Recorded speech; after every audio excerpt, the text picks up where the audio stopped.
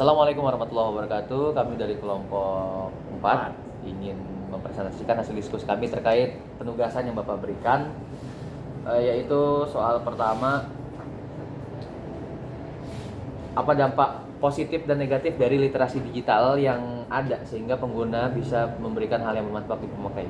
Jadi untuk hal positif, kalau dari saya ya, itu banyak sebetulnya. Kita mudah untuk mengakses informasi, terutama bagi mahasiswa-mahasiswa yang memang tidak mampu, dia tidak harus membeli buku. Jadi dia bisa mengakses lewat Google, dia bisa mengakses lewat e-book digital dan memudahkan dosen juga ya, terutama dalam memberikan bahan ajar gitu, seperti data raya sendiri gitu. Itu manfaat dari literasi digital menurut saya. Bagaimana kalau Bung Irfan? Oke, saya mungkin setuju ya dari pendapat Saudara Rija gitu kan, dengan adanya literasi digital ini gitu. Kita sebagai pelajar gitu, entah kalangan menengah pertama, menengah atas, bahkan anak kuliah pun nggak perlu lagi repot-repot istilahnya beli buku langsung gitu. Karena menghemat biaya juga, biaya ongkos, biaya membeli buku, dan ini sekedar menggunakan internet, menggunakan jaringan gitu teman-teman. Teman-teman bisa mengakses literasi digital gitu melalui yang tadi sudah disebutin, e-book, dan juga ada e-learning dan lain sebagainya gitu untuk menjadi sumber pembelajaran. Nah mungkin tadi kita udah bahas dampak Ini positif. dampak Ya? positif mau nambahin nggak? Dampak positif mungkin mau nambahin lagi? Ya, saya setuju dengan rekan saya sebenarnya nih, bahwasanya dengan adanya kemajuan literasi digital ini kita jadi lebih dipermudah, khususnya dalam mengembangkan keterampilan kita. Jadi kita nggak perlu kayak dulu pas kita SD gitu harus bimbel ke sini ke sana gitu. Betul. Jadi cukup dengan HP di barang kita ini aja udah bisa mengeksplor keterampilan kita gitu.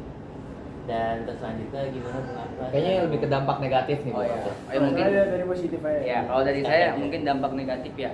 Mungkin kita bisa lihat nih ya, anak-anak zaman sekarang atau mahasiswa masuk kita lah, kita jadi kayak lebih bergantung pada AI gitu. Iya, betul. Jadi disinilah kurangnya literasi atau membaca buku-buku yang karangan asli yang bentuknya nyata itu jadi kurang, karena kan untuk kayak sesuatu yang di online kan itu kayak seperti buku, mungkin tuh ada kesalahan di pengurangan kata atau apa, itu kan sangat mungkin terjadi gitu. Jadi ya dampak negatifnya mungkin kalau dari saya garis bawahi bahwa tadi ketergantungannya mahasiswa atau pelajar sekarang terhadap AI gitu, terhadap ya kayak mungkin ChatGPT dan lain-lain. Jadi ya kurang lah untuk membaca dan memperhatikan gitu.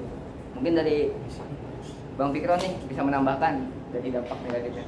Ya mungkin saya lebih setuju sih, bukan lebih setuju ya, setuju maksudnya. Jadi dengan menurut pendapat dari Bung Afra tadi, yang mana kebanyakan dari anak Gen Z sekarang itu lebih terpaku ke arah yang lebih simpel, lebih fleksibel. Jadi nggak mau ribet, nggak mau susah. Tapi akibat dari mudahnya AI, akibat gampangnya AI diakses, jadi anak jiwa gelar atau keinginan dari anak-anak Gen Z ini buat gemar membaca itu udah kurang maksudnya itu dia sudah mengandalkan hal-hal yang lebih mudah, tidak mau contohnya di dalam Islam mungkin Al-Quran sekarang lebih gampang mengakses Al-Quran di dalam HP daripada membaca Al-Quran melalui mushafnya secara langsung. Padahal lebih afdolnya itu membaca Al-Quran secara mushaf. Karena apa? Ketika kita memegang mushaf secara langsung itu pahalanya lebih besar daripada kita menggunakan HP, karena kita tidak tahu bagaimana HP ini dibuat, siapa yang membuat, segala macam kita tidak tahu. Kita hanya bisa mengandalkan fungsinya saja. Mungkin juga dari segi buku atau yang lainnya, sebenarnya lebih bagus kita, daya serap kita akan lebih cepat mengingat apabila kita membaca dengan bukunya secara langsung, bukan secara digital, karena digital ini juga akan menimbulkan efek yang akan sangat banyak, seperti akan timbul penyakit seperti mata, radiasi ya. Radiasi karena paparan sinar. Mungkin ya betul sekali Bu. Mungkin hanya itu kembali pada pendekatan. Berarti ini mencakup soal nomor 2 sebetulnya yang udah disampaikan Bung Fikron ya. Bagaimana mengembangkan ide untuk membuat suatu konsep dari pemakaian teknologi yang sudah ada. Jadi kayak Quran digital Ya, ya. betul. Mas apa juga pakai Maktabah Musi ya. Maktabal Musi. Oh, kalau saya Maktabatus Syamilah ada tuh di laptop. Iya. Itu mencari hadis gitu, kayak hadis secara tematik dicari lewat laptop. Sekarang lebih canggih emang gitu ya. Nah, itu salah satu bentuk ide ya teman-teman Bapak untuk mengembangkan suatu konsep Ya. bagaimana kita bisa mengakses literasi bukan hanya dari buku. Nah, itu salah satu idenya ya, salah satu contohnya dari teknologi yang udah berkembang sampai saat ini. Ada tambahan dari teman-teman terkait nomor 2? Mungkin cukup. Itu bagai ya itu ide-idenya gitu ya. Dan mungkin itu saja Bapak dan teman-teman sekalian yang menyaksikan. Kurang lebihnya mohon maaf, kami dari kelompok 4 ada saya Rija, Irfan, Imam Aflah dan Fikron Yunus pamit undur diri. Assalamualaikum warahmatullahi wabarakatuh.